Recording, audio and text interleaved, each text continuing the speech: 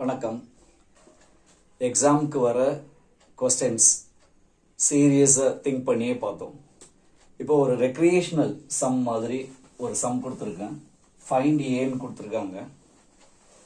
இந்த ஃபார்மெட்டை பார்க்கும்போது நமக்கு தெரியுது இது ஒரு டிவிஷன். டிவைசரும் கொடுக்கல, டிவிடெண்டும் கொடுக்கல, குவாஷன்ட்டும் கொடுக்கல. ஆனால் ஒன்னே ஒன்று கொடுத்துருக்காங்க, ரிமைண்டர். இதை வச்சு நம்ம கண்டுபிடிக்கணும் what is the digit in place of A அப்படிங்கிறது. கொஞ்சம் லாஜிக்காக திங்க் பண்ணி பார்ப்போம். லாஸ்ட்ல ரிமைண்டர் 98 வருது. உங்க டிவைசர் வந்து 2 டிஜிட்ல இருக்கு அப்படின்னா நீங்க யோசிச்சு பாருங்க, இது நிச்சயமா 99 தான் இருக்க முடியும். ஏன்னா 99க்கு மேல 3 டிஜிட் நம்பர்.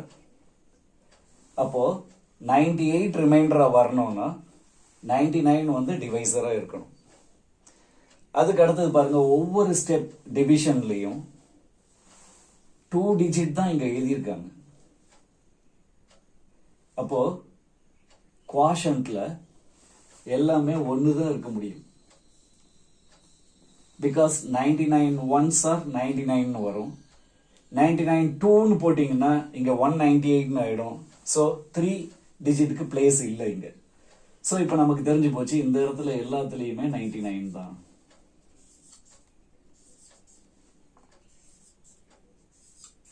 இப்போ இங்கேருந்து ஸ்டார்ட் பண்ணி நம்ம கணக்கு போடலாம். ஈஸியா நம்ம கண்டுபிடிச்சிடலாம். பாருங்க, 98 பிளஸ் 99, அப்ப இது 197 ஆயிடும். 197னா இந்த லாஸ்ட் டிஜிட் 7 ஆயிடுச்சு. அதுக்கு அடுத்தது பாருங்க, மேல ஒரு நம்பர் இருக்கு, அதை மைனஸ் பண்ணா 19 வந்திருக்கு அப்படின்னு சொல்லும்போது இதை ஆட் பண்ணி நம்ம எழுதுவோம். 118 ஆயிடுச்சு. அப்ப இந்த பிளேஸ்ல 8 இருக்குன்னு அர்த்தம்.